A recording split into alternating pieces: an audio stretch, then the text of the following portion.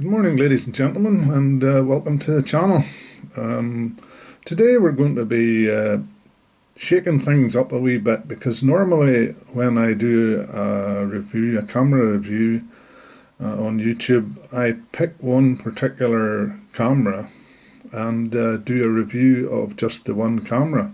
But as I say, we're going to shake things up a wee bit today, and we're going to compare and contrast a couple of cameras here, specifically the Praktica MTL range against the Praktica B range. And the two cameras which I have are Praktica BMSs.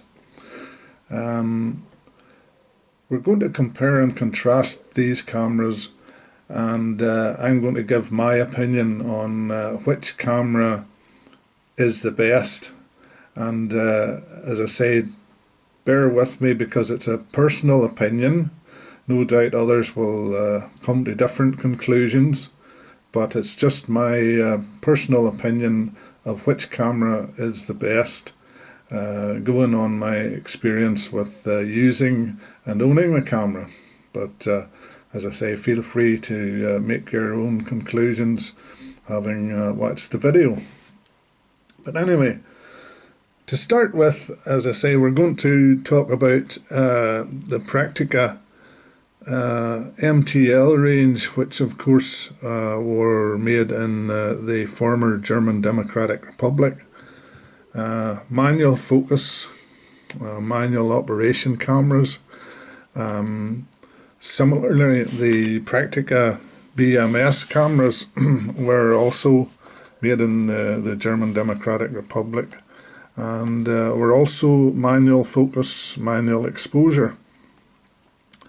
To start with, I'll do a quick review of the MTL series, and then we'll move on to the BMS. The MTL series were the earlier range of cameras. The BMSs came out later. I think the BMS range came out in about 89-90, which was just about when the German Democratic, rather the former East Germany, was in the process of reuniting with West Germany. So there was a lot of strife going on at that time. That's when the Berlin Wall started to come down, etc. But as I say, we'll not dwell on that. We'll go on and have a look at this camera first, the Praktica MTL3. There's been a lot of reviews done on this camera on YouTube, so I won't go into it in too much detail. Suffice to say that it is a manual exposure camera, manual exposure only. It doesn't have aperture priority, shutter priority program, any of those fancy exposure modes. Strictly manual exposure. If we look, as I say, at the top plate of the camera and start there, pretty traditional sort of layout there on the top. On the right here you can see the shutter speed dial and the little red index mark there. So you line the shutter speed up against the red index mark to select which shutter speed you want.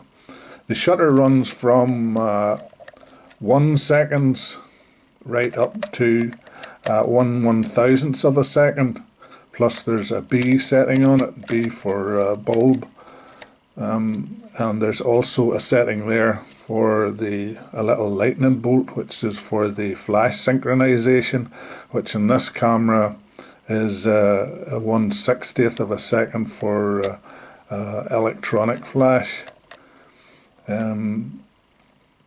You can see here that beside the 1/30th of a second, there's also a little symbol there with like a flash bulb, and that's for the older type of flash, which use bulbs.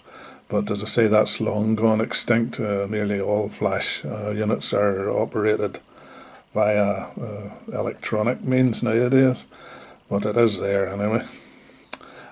Also in the shutter speed dial, you can see the little window there for the film speed.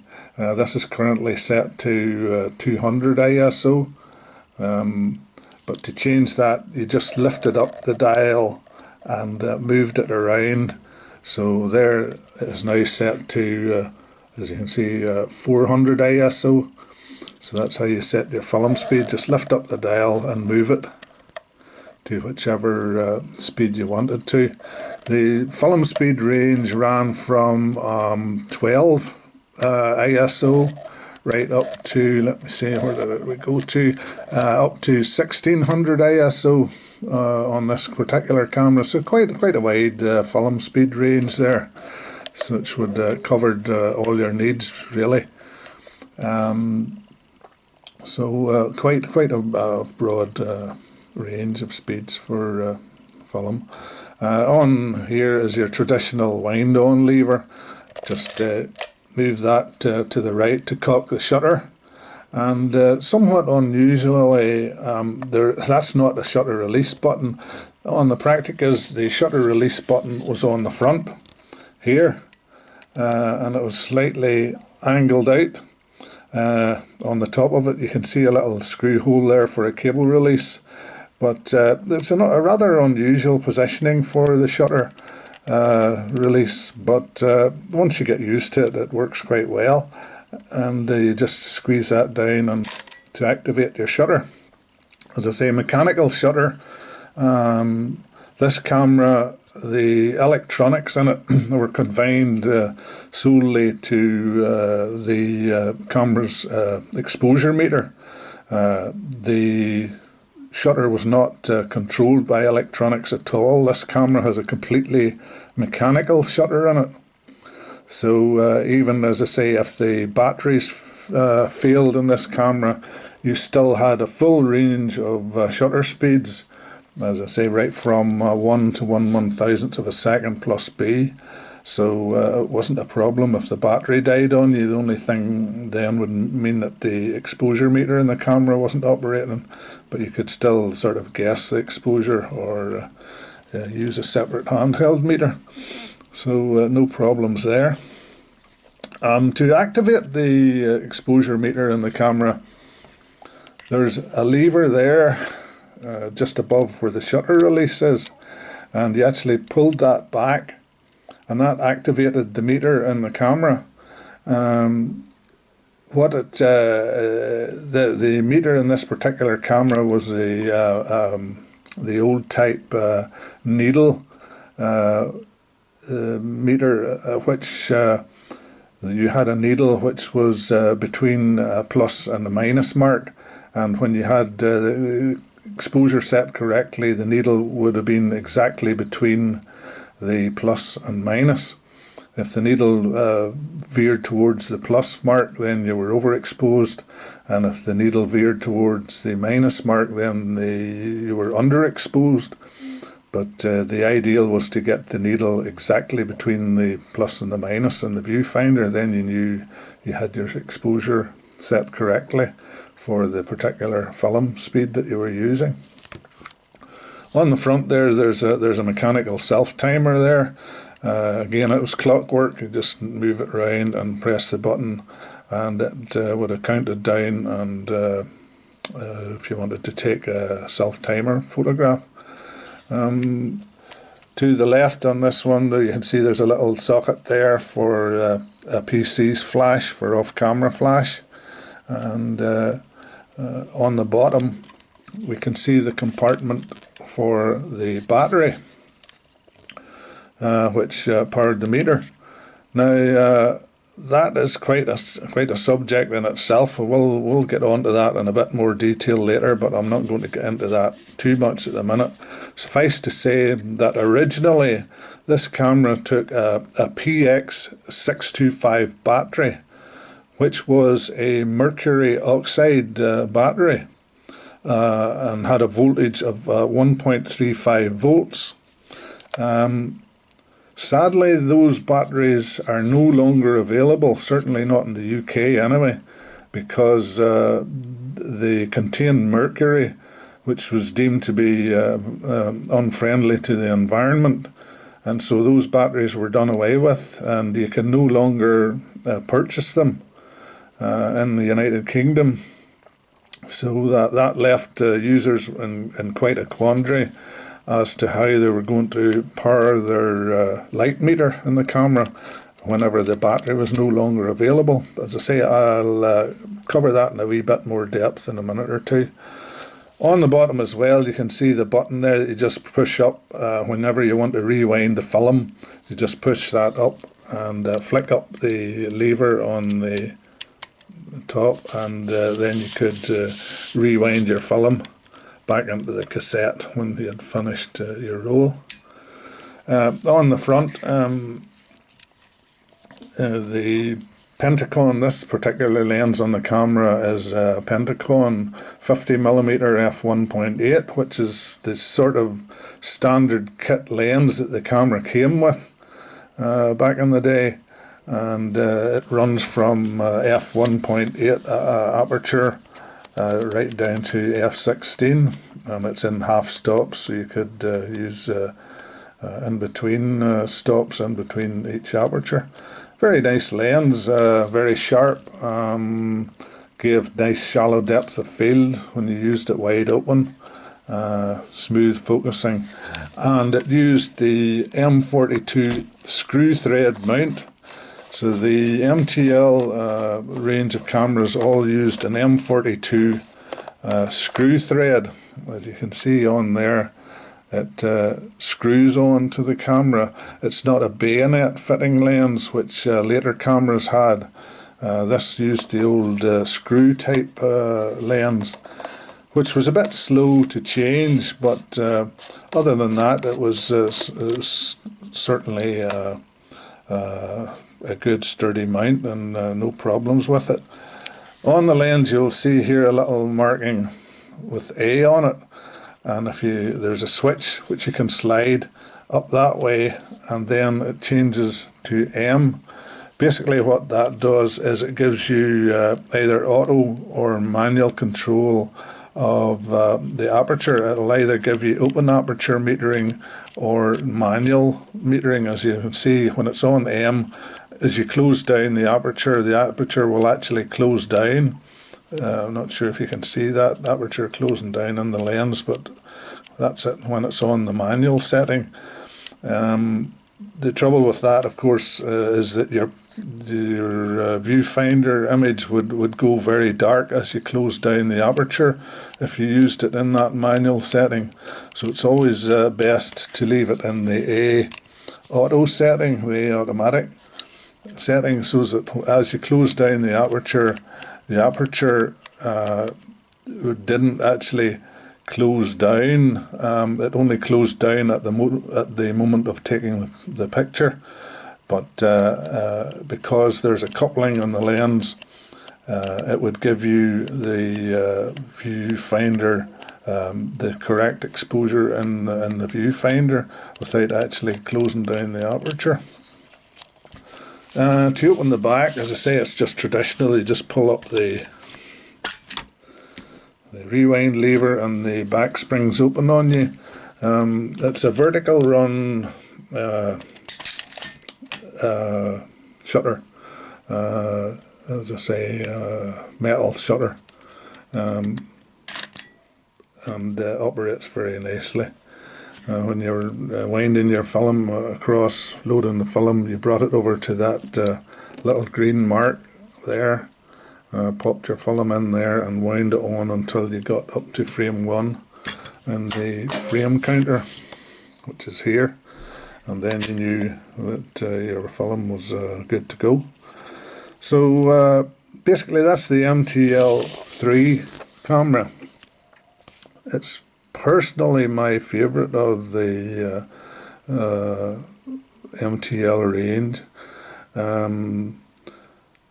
Later on, slightly later on, they brought out this one here, which is the MTL 50.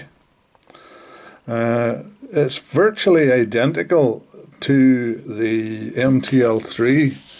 you'll see a few subtle differences. That the actual covering on the camera is a slightly softer type of material. The MTL3 had a rather hard, plasticky, stipply material, but I actually prefer that because the softer type material on these cameras tends to peel off. I'm lucky on this particular one that it's a good example and it's not actually peeling away, but I've seen a lot of these where the softer material does tend to let go. Whatever glue or whatever they used in them, it tends to come apart from the camera, so not quite so good in that area. The main difference between the MTL50 and the MTL3 was that this camera, the MTL50, used an LED in the viewfinder. It didn't have the old match needle that the MTL3 had. This one actually used LEDs. So was electronic in that it used an LED would have shown you what shutter speed you had used, and then a second LED would light up to show what exposure you were. In this particular camera, the LED featured a sort of red up and a red down arrow, and when the two red arrows were of the same brightness, then you knew that you had the correct exposure set on this camera. So it used an LED in the viewfinder. The MTL3 just used a needle. The thing about the MTL50 was because it used an LED in the viewfinder, it actually started to use a different battery, as you can see by the battery compartment in the bottom. If we lift that up, we can see that in there is a 4 SR44 battery, which is a 6-volt battery. And that was what was used to power the metering in this camera. So in a way, I suppose you could say that that was an advantage the MTL50 had, because that battery is commonly available nowadays, whereas the PX625 battery that the MTL3 acquired is impossible to get. You cannot get them. As I say, they're banned in the UK because of the mercury content in them. So that left you with quite a dilemma with the MTL3. I mean, what were you going to do to power the camera's exposure meter? Well, as I said, you could probably use a handheld meter, separate handheld meter, but that was a bit of a faff. If you're out and about with the camera, you'd have to be taking a separate handheld meter. You could use something like the Sunny 16 rule, which basically means that if you set the aperture on the camera to f16 on a sunny day, then if you are using 100 ISO film on a sunny day and you set the aperture to f16, then you use 1/125th of a second exposure. If you're using 200 ISO film, again you'd set the aperture to f16 and you'd use 1/250th of a second. If you're using 400 ISO film, then you would again set your aperture to f16 and use 1/500th of a second this time. All a bit a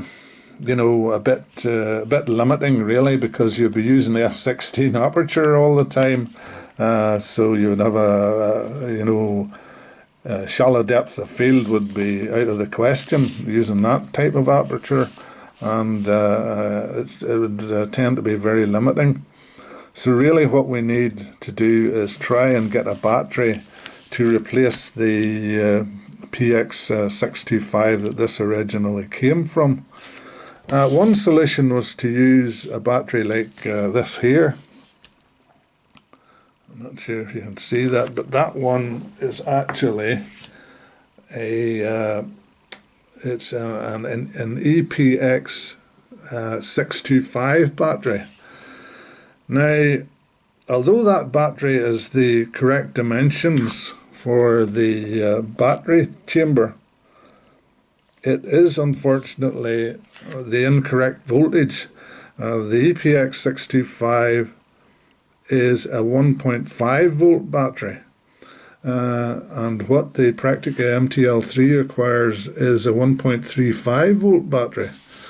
So although putting that EPX 625 in the camera won't do the meter any harm, because it's a very, very slight voltage increase, won't do the meter any harm. What it does tend to do is the meter tends to expose slightly incorrectly.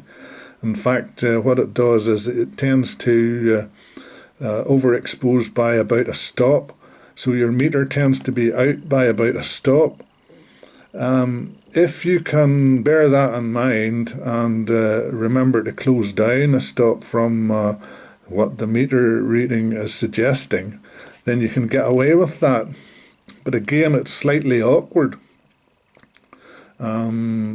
because the battery isn't the correct voltage for the meter, and the meter tends, as I say, to slightly give you the wrong reading.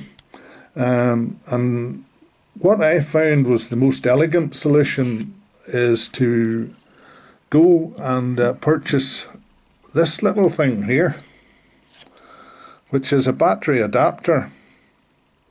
Now, you can obtain one of these from a company called the Small Battery Company. I'm in no way affiliated with them, but if you look them up on the internet, type in the Small Battery Company into Google, they actually sell this, and it's actually a little adapter.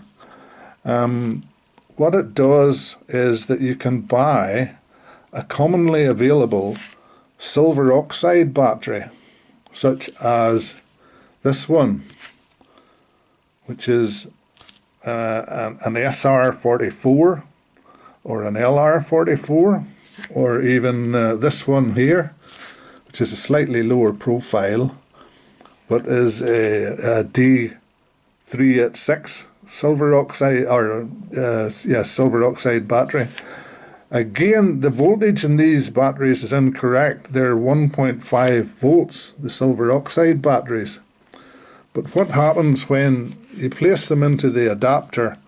This little adapter is quite clever in that it reduces the voltage of the 1.5 silver oxide battery to the correct 1.35 volts.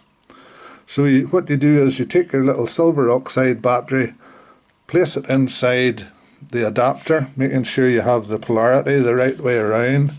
You'll see inside the adapter there's a little, I hope you can see it there, there's a little plus mark there inside the battery. So the positive side of your silver oxide battery goes towards that plus, and you then fit that battery into the MTL3. You fit it in with the negative side upwards and the positive side facing down towards you. So make sure you put them in the right way up, not with the negative side facing you, or that would be wrong. As I say, it goes in with that little plus mark facing you, and then you screw the battery cover down on it. So that's the right way to fit it. But that is the most elegant solution that I have found for the meter in the MTL3. It also works in a camera like the Olympus OM1, if you happen to have one of them, because the OM1 used to use the same mercury battery that the MTL3 did, and this is quite an elegant solution to the problem of that battery no longer being available. If you use this adapter, you can use commonly available SR44s, LR44s, or that other little battery that I mentioned there, the D386. you can use them in the adapter, and you will now get a correct meter reading, and the adapter is the correct size for the battery compartment. So enough about batteries.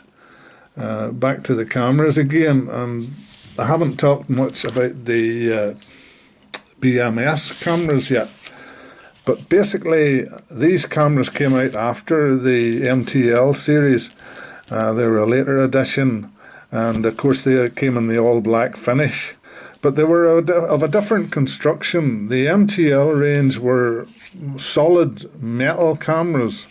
The BMS range featured a lot more plastics in the construction. As you can see on the bottom plate of the BMS, it is plastic. A lot of the controls, the wind-on lever on the top, that's also plastic. The rewind lever and the ISO dial on the left-hand side is plastic.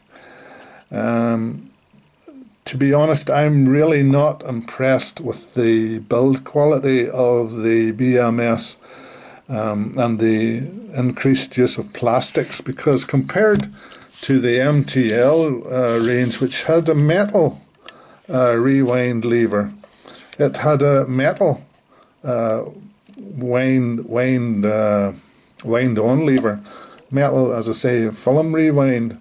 The base of the camera was metal. All the top plates were metal. The BMS, on the other hand, used a lot more plastic in its construction, and by comparison, it feels cheap and not as substantial as the old MTL range were. It's just not as nice and solid and reassuring a build quality as the MTL range were. Of course, the biggest change between the BMS, the B range cameras, and the MTL range cameras was in the lens fitting.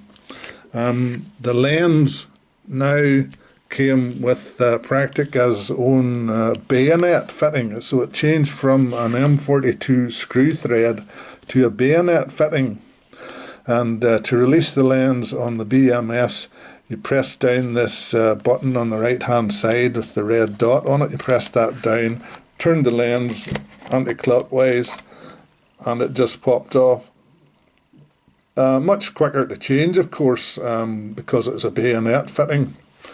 But as I say, the old M42 screw thread lens was now a thing of the past, and the Praktica's now adopted the much quicker to use bayonet fitting lens. All well and good, I suppose, from that point of view. Quicker to use, quicker to change lenses. But the BMS, as I say, again, it was manual exposure only. No aperture priority or shutter priority program modes, just purely manual exposure. It operated very similarly to the MTL3 and the MTL50, in that you had to manually choose your shutter speed and aperture setting, and then take a readout from the viewfinder, match your shutter speed and aperture until you got the correct reading in the viewfinder. Again, the BMS used an LED in the viewfinder. You just half pressed the shutter release button to activate the meter. It would have given you an LED which showed you which shutter speed you had selected, and the second LED was the one which actually was the exposure. And when you got the two LEDs matched up, so that there was just one LED shining, and then you knew that the camera was set to the correct exposure. LED match metering in the camera. So again, the BMS range of cameras used the same battery that the MTL 50 used, the 6-volt 4LR44A544, which is a 6-volt alkaline battery. Went into the little compartment on the bottom. And again, another feature of the BMS was this battery compartment in the bottom, which was very flimsy. Doesn't inspire confidence. It's made of plastic, and it looks eminently breakable, unlike the sturdy battery compartment on the MTL3, which featured a screw-in metal cover. This cover on the BMS was flimsy and prone to breaking off, so it's worth checking that on the camera if you ever buy one of these. Another point about the BMS was that the shutter was now controlled electronically. This is why it's got the logo on there, the BMS electronic. The shutter speeds were now controlled electronically. In the previous MTL cameras, the shutter was mechanical, completely mechanical, in both the MTL 50 and the MTL 3. The only purpose of the battery in those two cameras was to control the light meter. But in the later BMS, the battery had a secondary function in that it controlled the shutter speeds, probably more accurate than a mechanical shutter, but again, the shutter was now dependent on the battery for its operation, whereas in the previous old MTL range it wasn't dependent on the battery. The shutter would have still activated and given you a full range of shutter speeds without the battery functioning, because the shutter was mechanically controlled in the MTL range.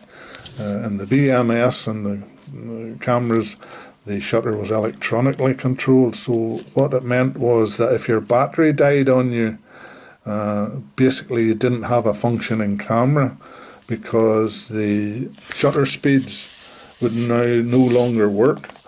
What would happen was that if you took the battery out of this camera, the shutter would still fire, but it would fire at 1/1000th of a second, which was the camera's top exposure speed. So, in other words, the camera was just unfunctional without a working battery. So really a step backwards there in design, I feel, because although, as I say, the shutter was now controlled electronically, it was completely battery dependent, so you always had to make sure and carry a spare battery. And as I say, the general construction of the camera just doesn't inspire confidence. I mean, if you look at the film rewind lever, it's now plastic. It looks very flimsy and prone to breaking off, which you will find in quite a few of these cameras very often. If you're heavy-handed with the operation of this rewind lever, when you're rewinding the film, it's quite easy to snap the little lever off, because it's only made of light and brittle plastic. The same with the film speed dial, it's plastic again. Doesn't inspire confidence at all. The general construction of these cameras, although they look quite nice, again, there's too much use of flimsy plastic in their design, I feel, and they're just not as solid and as well constructed as the old MTL range were. Again, the material on surrounding the body was that slightly softer material, but it again has a tendency to peel off, and the glue tends to let go on them. and it ends up in a rather ugly looking mess when that starts to happen. As I say, the MTL3 had this perhaps not as aesthetically pleasing, but a lot more durable sort of rippled plastic on it, which didn't tend to peel off the way it did on the BMS. So already you can see that I'm sort of leaning towards the older camera. As far as build quality is concerned, I think the MTL3 and the MTL50 knocks spots off the newer cameras, the BE range, as far as construction goes. Another point with these cameras, which I found out to my chagrin, was the electronic nature of the lenses. With the MTL3, the connection between the lens and the meter was mechanical. When you unscrewed the lens on the MTL range, you had a mechanical link between the lens and the aperture control. You can see it here. It's just this little spring mounted thing here which operated the aperture. On the BMS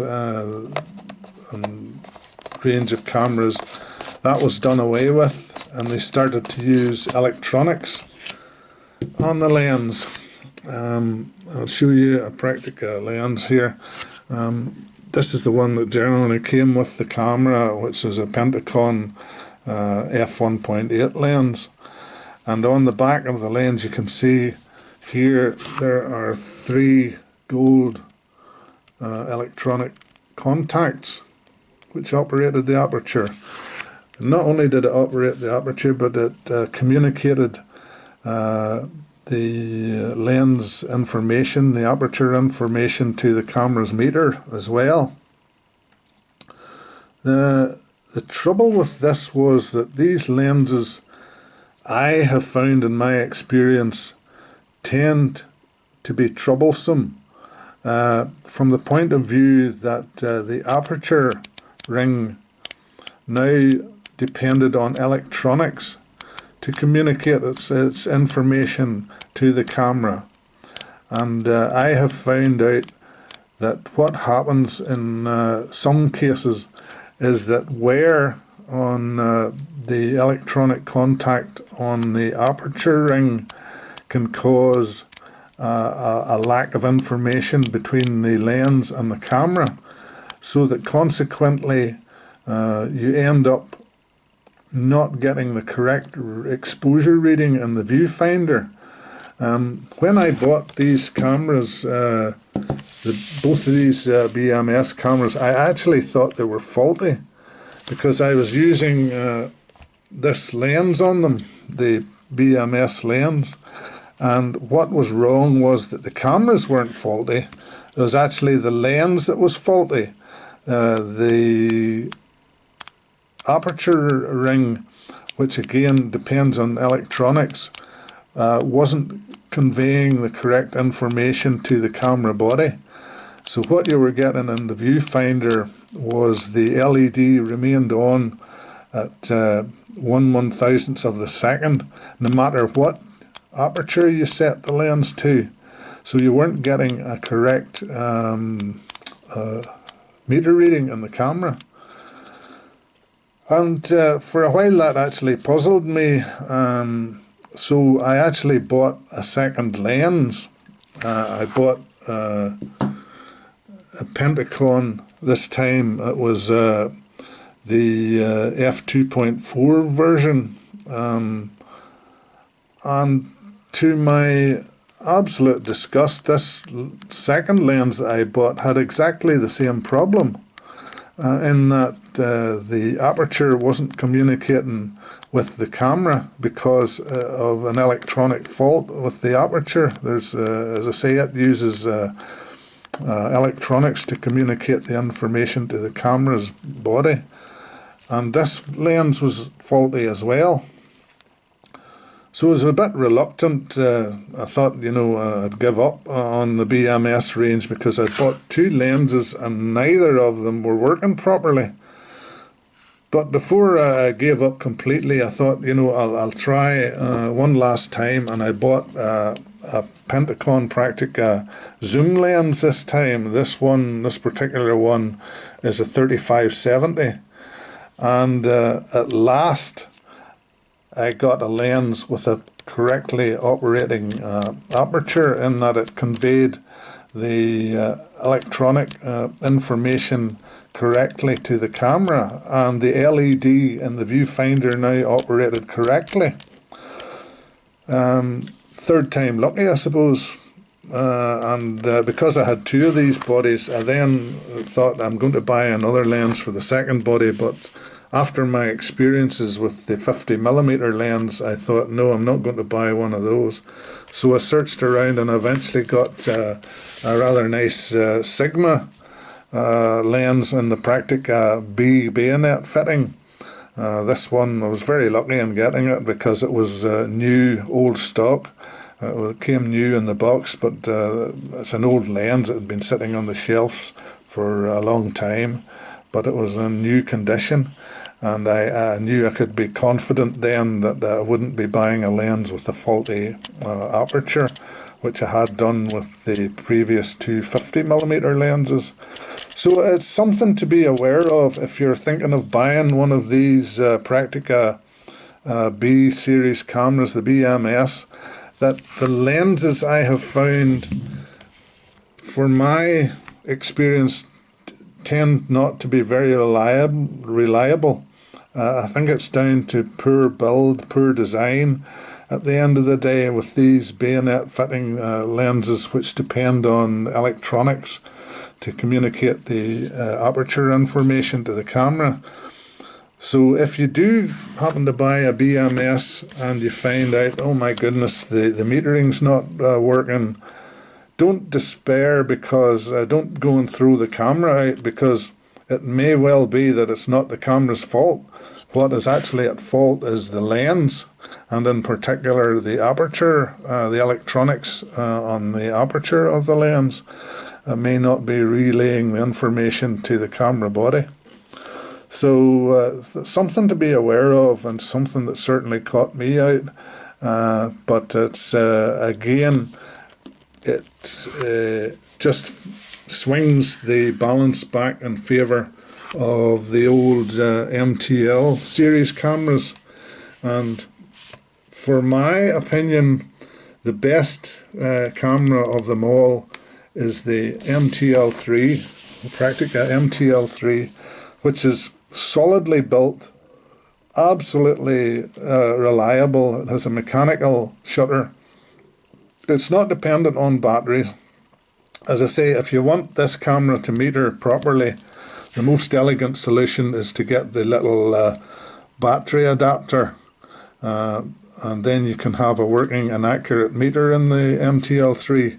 If you don't want to buy that little adapter, and you just want a camera which has LED metering instead, then go for the MTL50, which has the commonly available 4LR44 battery, the 6-volt battery, and has LED metering in the viewfinder. I actually prefer the old swing needle in the MTL3, but it's down to personal choice. But if batteries are an issue for you with these cameras, then the MTL50 would probably be the choice, because the battery, the 4LR44, is a commonly available 6-volt alkaline battery, which you have no problem getting. Whereas, I say, if you want to use the MTL3, you'll have to consider buying a battery adapter for it if you want to use the camera's meter.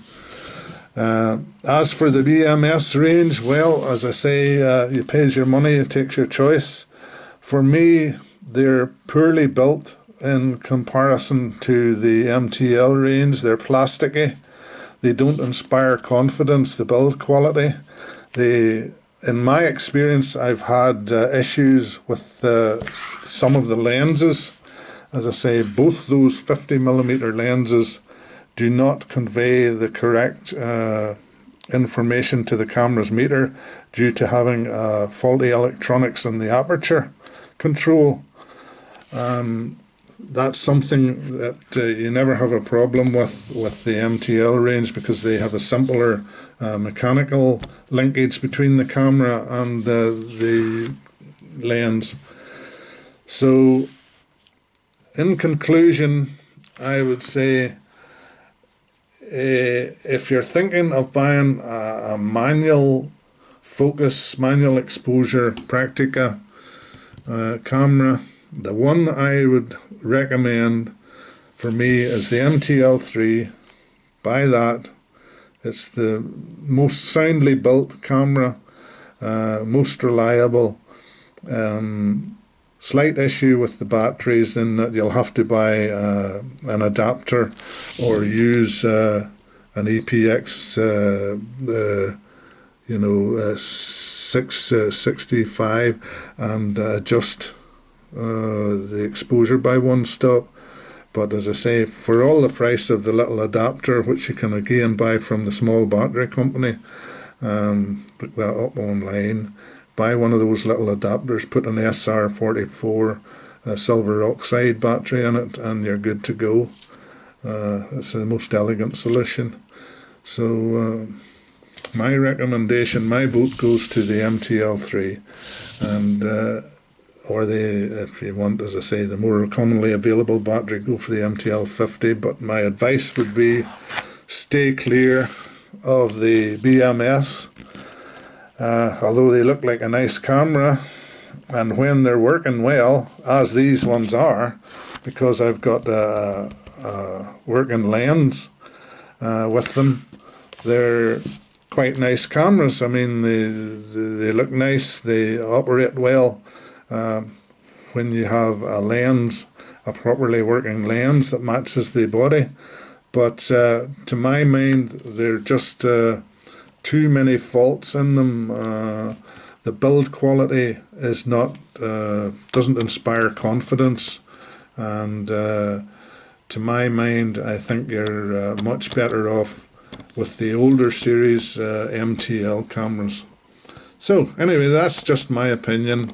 I hope you liked the video. I know I waffled on a bit there about batteries and the lens issues with the BMS, but I thought it was important to cover that for anybody who is potentially thinking of buying one of these cameras. But really nice cameras, the old MTL range.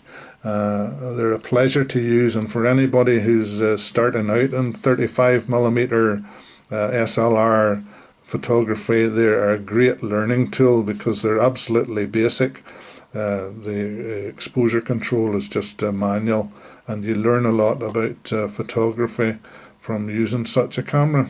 So I hope you enjoyed that video, and as I say, if you feel you can like and subscribe to my channel, I will be doing more camera reviews at a later date. But that was my take on the Praktica MTL versus the BMS, and for me, the Praktica MTL range is the hands down winner, and I'm afraid I have to give a thumbs down to the BMS. Okay folks, catch you again, and stay safe.